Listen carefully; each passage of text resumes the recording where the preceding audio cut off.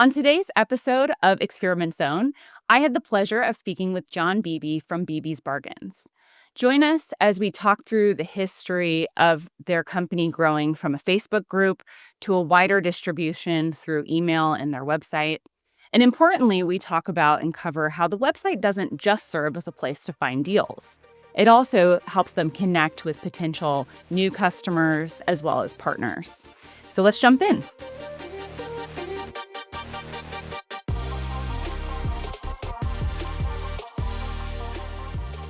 Jon, thanks so much for being on today. Can you tell us a little bit about yourself and your business? Yeah, awesome. AJ, it's great to be here. Thanks for having me. Our business is called Beebe's Bargains. My wife and I run it. She actually started it as a hobby in 2018. I was still working my full-time job. I was actually a youth pastor for 14 years. Loved what I get to do, but her hobby turned into a full-fledged business that caused me to burn myself out a little bit. I was working within the business, also working as a pastor. And then after a couple of years of kind of doing that, I stepped away full-time and we took the plunge into full-time entrepreneurship. Together, her name is Lauren. She's amazing. And I get to run this business with her. And Beebe's Bargains is all about saving families time and money on everyday products.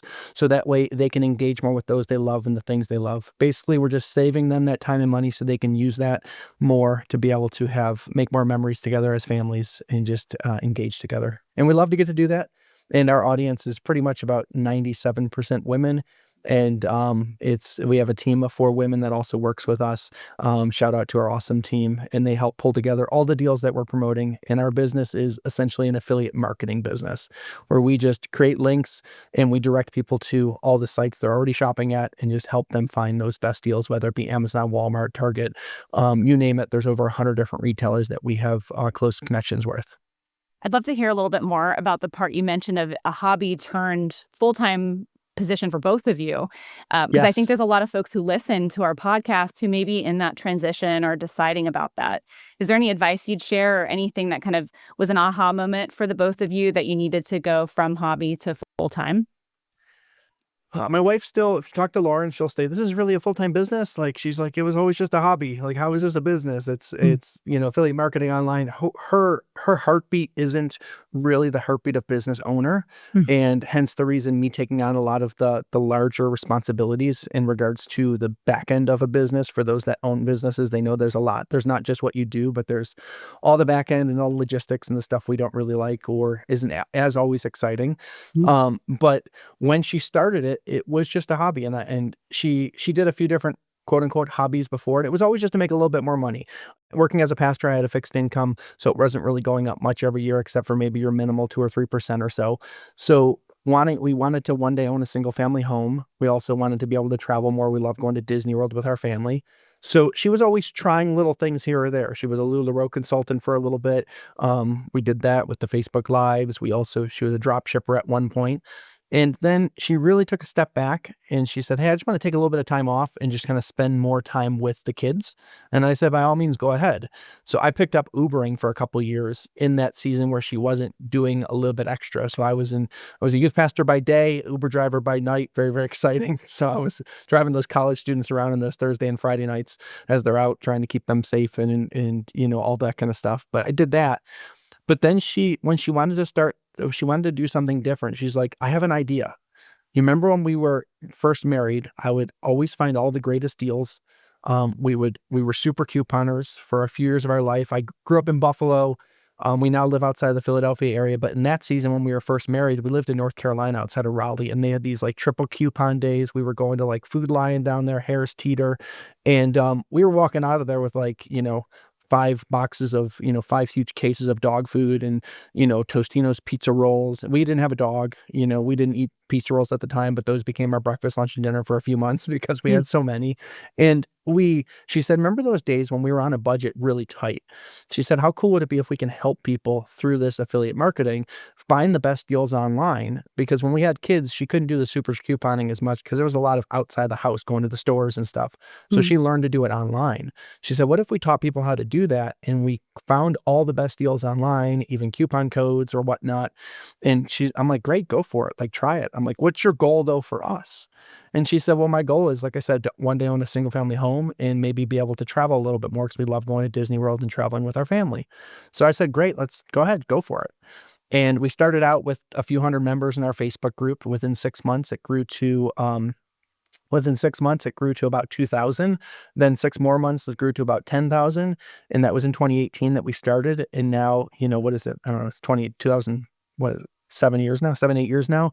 We have 73,000 in our Facebook group, and that community has really been fostered and grown. It's not just about deals, but it's also about connecting with our community and really engaging with them and finding out their likes and dislikes, and can we find things that are great for them, and trying to be as personal as possible.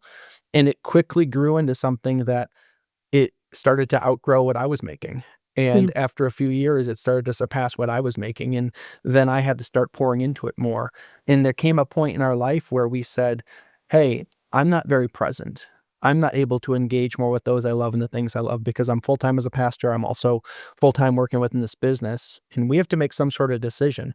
Lauren was also struggling with anxiety a little bit. We both have struggled, had our fights with anxiety or depression, things like that we've went through. So we had to ask the question, are we living out the mission we want the people in our business to live out? We're trying to help families so they can engage more with those they love and the things they love, but we weren't doing it as a family as much. Maybe I was present, but I wasn't mentally there because I was doing so many things at once. I was getting calls at all hours of the night as a pastor. I was running around, trying to run our business as well, staying up super late. And we made the decision to say, hey, we need to make some sort of hard choice here. And I felt it was a calling when I went to be a pastor. And I also felt it was a calling when I stepped away to really care for my family and serve them. And it's been a great ride. We love it. And we made that decision, and I don't want to say we haven't looked back. We haven't looked back with regrets, but we have looked back and said, wow, look at where we've come from where we started. And it looks a little different as far as how the revenue comes in and all of that from when I stepped away, because as a business owner, you always have to figure it out. Like, no matter what's going on, like, you're going to do what you can to figure it out. One of the quotes I recently heard, I think it was a Kardashian, but I also heard Tom Brady said it, so I relate more to football. So I'll say Tom Brady said it, even though I'm a Bills fan and he beat us up for years. I didn't come this far just to come this far. And the idea is I didn't leave ministry, become an entrepreneur. I didn't do all of that just to come here and say I did this. So, like, when it gets hard and you feel like, am I going to make it? No, we didn't come this far just to come this far. We came this far to keep going and to get better and to better ourselves. And I think that's cool what we're kind of jumping in here too, to say, how can we, I know you work with websites, how can we better our website and stuff? So it's always, how can you get better, and keep moving forward. So like I said, things have changed, but our mission has stayed the same. We want to help people save time and money so they can engage more with their families. And that's really what it's about. So that's a long version, but I wonder if you have any questions or any thoughts with that. Yeah, no, I think it's really beautiful. And I think there's like two parts to it that really stand out to me. One is that business is anchored on a philosophy or a value. So as maybe the way that the business is selling or doing things change, you're still anchored to that overall problem statement of wanting to get people to save time and save money so they can spend more meaningful time with their families. I think those mission statements drive us beyond a business for 1 or 2 years. It really helps us sustain and build not just the people working with us, but a community of people that support that view. So yeah, AJ, as you're saying that, I think it's important that a business has a reason, a why, if you want to call it, for that reason why you got into business, which is my wife. I want to save some more. I want to save some money for a single family home one day.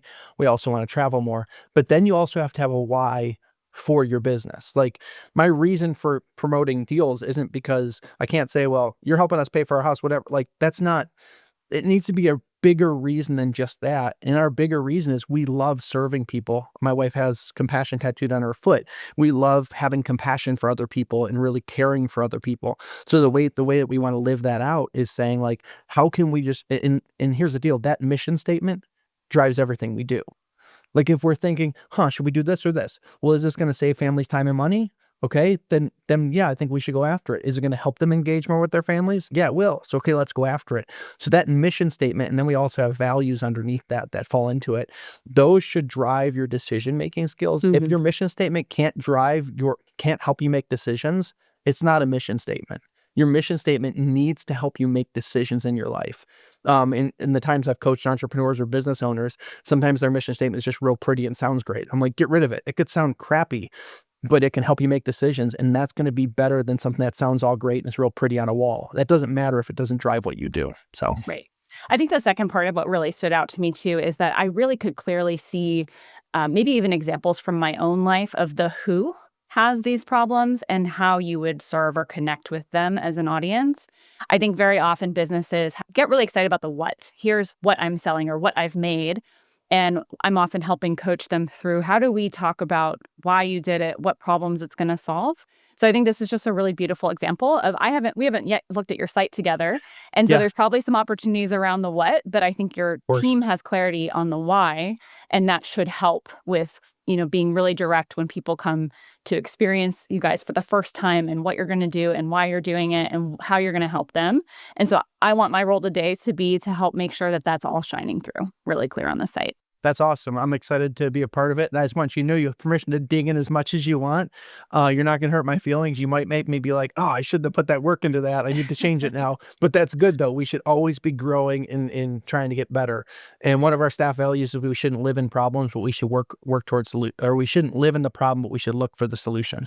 So Mhm. when a problem comes up, yeah, we're going to acknowledge it, but then we're going to move past it. So today you're going to show me, hey, maybe this isn't a problem, but this is something you can do to improve your website and your business. And the idea is I want to serve more people. So the more people we can serve, if you can help us with that, I'd really appreciate that. So thank you so much. You have permission to dig in, AJ. I will. And I think that one of the things I like to iterate to our guests on the show, to our clients, is that we put our best foot forward and we bring in experts and other perspectives and people and our customers to shine a light on where that isn't clear. And so, like, clarity is kind, clarity closes. There's a whole bunch of things around clarity that will really help people save them time, really get them right to the cut to the chase on what it is you offer and if you can help them. So, with that, let me go ahead and get my screen shared. Would you tell me, as I'm doing that, if most of your visitors are coming on desktop or mobile, or if it's kind of a combination? Believe it or not, our business, well, not believe it or not, I mean, it makes sense. Our business was built on social media.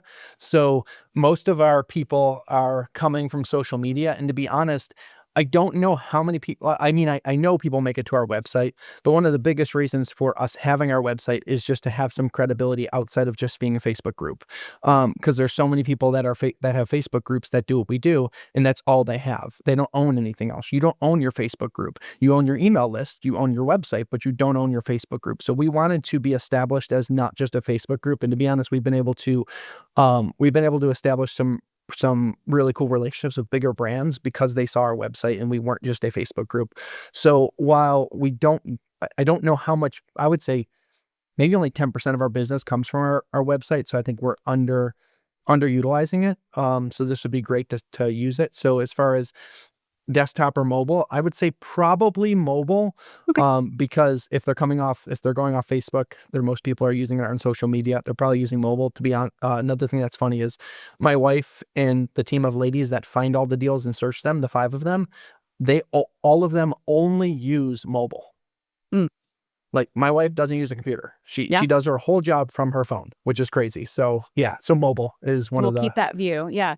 I would actually love to hear a little bit more then about what you think the ideal or maybe what the reality is of the journey of folks on to the website. Are they people who find you on Facebook and are looking for credibility, or do you think that it serves as a point into the Facebook group? That's a great question. I think one of the things we utilize our Facebook group or our website for a lot is our email list. Like, for instance, you could see all of our deals right now on our website.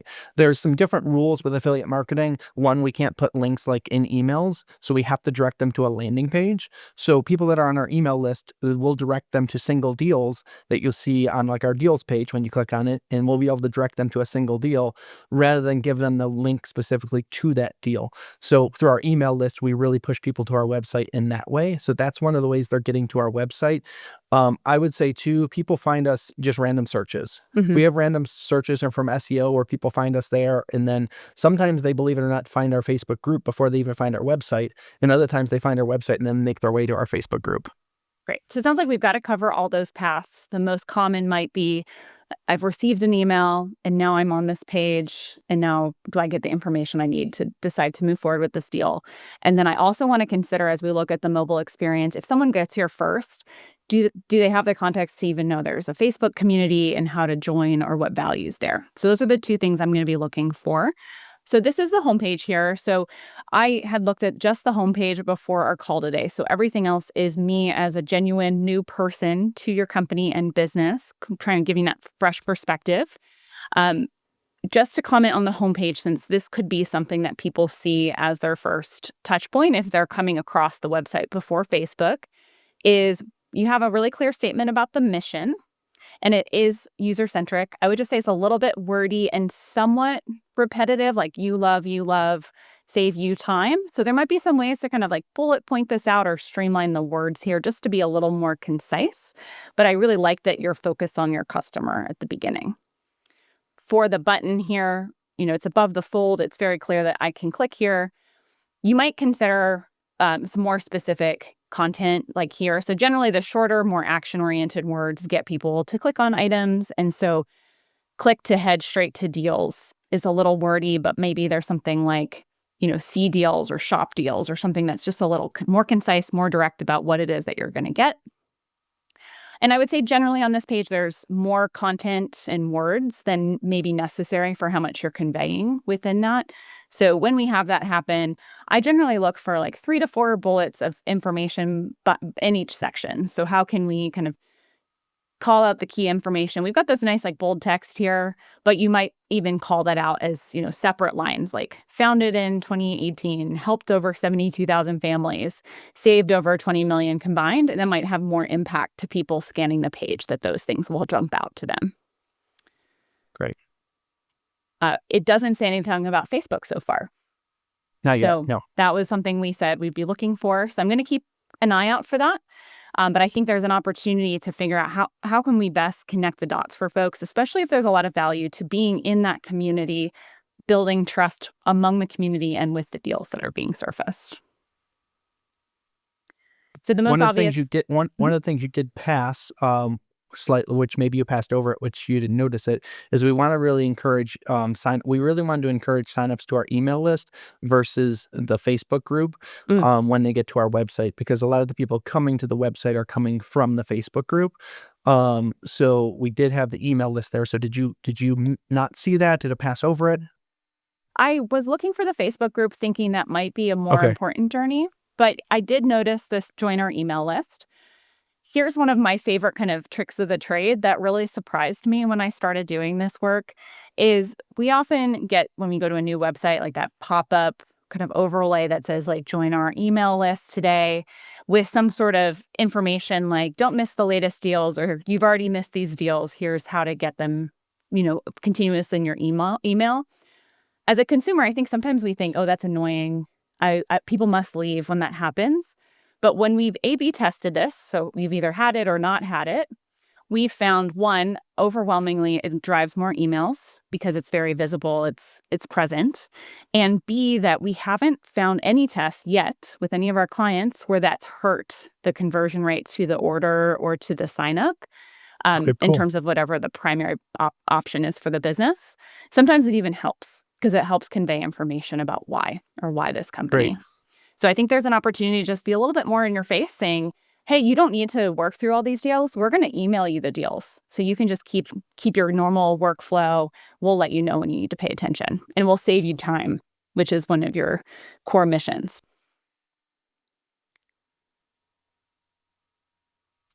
All right. So then in our Shop Our Deals page, I'm seeing some specific products and the links here. Now I see that there's copy to share. So I'm guessing that the journey here is that if I click on this, it's going to take me off site via an affiliate link, but I'm going to give it a try. So I'm trying to click the image. If you click on the link. Yep, nothing happened when I clicked the image. And then when I click, I think it's going to show on desktop just because of the way my computer's set up, but it is taking you to that other page. Now you have kind of an interesting challenge because one, it presents as an e-commerce page. So there's an image, there's actually not a product name, but there's some text where a product name might be typically, and there's a price. So we may have trained consumers over however many years that when you have this, you can click on the image, the price, or this text to go to that page. It's a little more challenging because you're opening a new tab. So sometimes we need to have like an extra indicator saying this is an offsite link just to get them oriented that that's going to happen. But it would be an opportunity here to make it clickable or to even just have like the product image before this supporting text around the deal. I don't mind having the link exposed. I do think sometimes that's helpful to people, but it might, um, we're creating a lot of space vertically here. So it makes it hard to compare all my different options on the screen, especially on mobile. So if we can make that a little more concise and make it so clicking it takes you there, I think that will be a little more effective. And then I see lots of different options here. So now I'm thinking, okay, I'm not really sure which of these deals I want today. So I could keep scrolling through. I am curious if there's a way of, finding the best deals or potentially narrowing down to things that I'm looking for today. So I'm going to look under categories. Then I see that it's kind of by shopping category. So that makes sense if I kind of have an idea of what I'm looking for. And now I'm checking for filters. So I can sort by low to high and by newest to oldest. And then I'm not sure what did a price change. So each listing is accurate. Can you tell me a little bit about what that means? So all of our deals, when we post them, they have a price that's listed and we list that price. The deals that we post are real-time deals. If we post an Amazon deal now, it could be $10.99, but then in 3 hours it could be $14.99. Mm. So if people click on the link and they see we say it was $10.99, it's $14.99, and they're like, why'd that price change? Did a price change? This gives the disclaimer that when the deal was posted, it was accurate at that time. We're not in charge of the pricing, so suppliers, retailers can change that at any moment. So it's just giving them that knowledge, saying like, "Hey, why did the price change?" And then they're like, "Oh, let me check here. It says did a price change." Okay, great. And I think that's a helpful disclaimer. It's probably useful on multiple fronts. I think what confused me about it was that it's presented as if it's a way to sort through what's here. So I almost thought did a price change might mean this price has changed recently. And so I'm now filtering and just seeing prices that have changed versus like a buy two, get one free type of offer. That makes So sense. it might be better presented as, some sort of small disclaimer or like prices as, prices listed at time of posting or some sort of plain text that they could link to that fuller pop-up. Um, I think that to me, the big thing that's standing out to me on this page, though, is that there's a lot of options here. And it's a bit cumbersome on mobile to see or compare or really find things that might be relevant to me. One of the things you might consider here is to put two side by side on mobile and just, make it so I can see what would be 4 to 6 on the screen in the place of 1. And so that as I scroll through, I can see lots of deals and it's just kind of like my eyes can scan them. And if I see something that looks appealing or is what I'm looking for, I can more easily jump into it. Okay. So I am curious, what happens when someone gets an email? You said they go When to a somebody gets an page. email, it usually highlights 3 or 4 deals from the day that were the best deals of the day. And when they click on them, you notice where it says click to share. Mhm. Or copy to share. So if you were to copy that right now and paste that in it, it'll show you that deal just by itself. Because right now, a lot of the stuff you're saying, I don't have the ability to adjust that. A lot of this is just how it is because we had it built by a developer, and that developer is kind of like off the scene now and gone.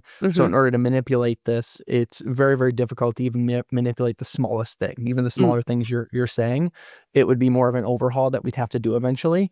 And a lot of these things you're mentioning are things that we'd like to do eventually. This was a small tweak we made because we didn't have the ability to copy to share. We can only send them to this page because what you're seeing right here is all mirrored from a like a WordPress app that got put into it. So Mm. everything you're seeing on this is mirrored in. It's not actually necessarily built into our website. It's just it's a placeholder. It's showing it. It's showing the stuff. So we only had the ability to send them right to this website. So we had it built out to do the copy to share. So it would send it to an individual page. And then when you see that, notice it says you can shop all deals, then you can filter back and get back to the deals Mhm. on the top there. So I that allows us to show them one single one, which we didn't have that ability like 7, 8 months ago. Gotcha. Yeah, and partly I wonder if there's some more simple way of doing what I was suggesting earlier, where instead of taking them right to the deal when they click on something, if there's a way to take them to that copy to share page where then they see all the details. So then you get a little bit more comparison on this first view. And then in that second view, it's a little bit more of like a product detail page where they can see more details Yeah. about the price. Now, the And then, copy to share page is the exact same thing you're seeing there. Mhm. So it's not more details. It's the exact same thing. It's just showing it in its own page because we didn't have the ability to send them to that one page. Yep. And I think that journey probably makes sense. I think, you mentioning some technical limitations. So just thinking through what happens when someone emails. Um, they would be getting an email that's highlighting a specific deal and they can see what the price was when it was posted. Possibly you might want to add like the time it was posted as well. If you're finding that's a piece of feedback you get from a lot of visitors is like, oh, but it was posted on this date and the price changed the same date. That might even give you a little bit more of like clarity of this morning it was this price, but if it's changed, then it's changed. Yeah, But I yeah, think that that's good. mechanism of going back is really handy and is something I'd be looking for here as well. And then the other thing I think is kind of a bigger lift, but potentially something to consider is more curated lists. So right now we have like a running list of all the deals, and I can see that I can filter in myself. So now I can go see all the arts and crafts. And so I can scroll through this specific category. There may be an opportunity to kind of surface this through the navigation or through parts of your site. So if there's certain categories that are really popular, you might have, when you open this navigation here, it might include, all deals and then below it, best craft deals or, a couple of those standout categories to help people understand like what the scope is of the types of deals and just skip right to that filtered Yeah. view. Okay, that's cool. Great. All right. Well, I think we've covered a lot. So as we do, we'll end our call today with the two final questions. So our first question is, what are three things that you're going to take away or do as a result of our conversation today? Okay, so three things I'm going to do is one is I think if I want to more simplify the homepage a little bit and try to space some things out a little bit more on that page, as well as a part of that, maybe look at the mission statement and say how can we maybe tighten this up a little bit, make it a little different. Okay, so I am kind of like stuck on that a little bit, so maybe you can speak Mm, into this a little bit, yeah. is I feel like that's something we developed over time. Each word was very specific. So maybe you can encourage me on it's okay to change that because I don't want to change that, but it's also been like language that's been with us for a long time since we started the company. Yeah. So I do have how it. would you encourage to do that with staying integral to the mission statement? Or could the mission statement, could that not be the mission statement? And we could have that mission statement somewhere else. But The that could be second like, thing you said is exactly what I was thinking was you might even have the full mission statement down the page or in an about us section. And that hero section could represent, you've said kind of a shorter version of the phrase. And I'm not sure if I'll repeat it back exactly, but it was about yeah, saving families time and money by finding deals for them, right? Something yeah, sort of simple like that is that's what you're doing. And so if you started with that text, something very simple, they could read about the full mission, kind of stick around. But that first impression, that homepage hero is where we can convey, you should stick around to spend more time to get to know us because we're going to help you. And so perfect. then you go into those details of can this company really help us? Perfect. Yeah, I like that. And I think the other thing I want to do, so kind of tighten up that mission statement up there, like make it just more of an abbreviated version of it. Also kind of simplify some of the stuff as we go down the list where you could say we can kind of list some things instead of just have them in paragraph form and just bolded, we can list them a little bit. And then I want to also add the join the web or join the email list as a pop-up Mhm. versus just being there. So I think there's a way we can do that pretty easily with our CRM platform that we work with. Great. And John, thanks so much for being on today. Where can folks learn more about you and your business? Yeah. So my wife and I, like I said, we run BB's Bargains. You can find us at bbsbargains.com. BB's is spelled B-double-E-B single E. It's the insect, then the verb with an S, and then bargains after it.com. You can also find me on Instagram, LinkedIn, Facebook, John, Jonbeebe. On Facebook, BB's Bargains is BB's Bargains on a Budget. Little kind of fun fact, if you create a Facebook group and it grows past a certain number, I think it's changed now or they could have updated it. You can't change your Facebook name, your group name. You get locked into it. So we were BB's Bargains on a budget. It was too long. So we just cut everything off and made us BB's Bargains. And now when you look for us on Facebook, we're BB's Bargains on a budget because we didn't know that then. And that's just what we are. So you could find us there. But love to engage with you there. I'm also working on some other endeavors. So if you check me out on social, usually my handles are the THE Jon, JON BEEBE, the Jon Beebe. So if you look for the Jon Beebe across social, you can find me and see the other endeavors that I'm going after. Fantastic. Well, thanks so much for sharing today and being so open to feedback. It was really nice having you on today. Of course, AJ, thanks for being here. And I hope everyone that's listening has a great day. Thank you for tuning in to the Experiment Zone podcast. You can check out more episodes on YouTube, Apple, Spotify, and your favorite podcast apps. Check out the show notes for any websites linked in this episode, including where to connect with us on social media. We appreciate you tuning in. Remember to like, subscribe, and turn on your notifications so you'll be updated of each episode release. And visit us at experimentzone.com for all podcast updates as well. Appreciate you dropping by.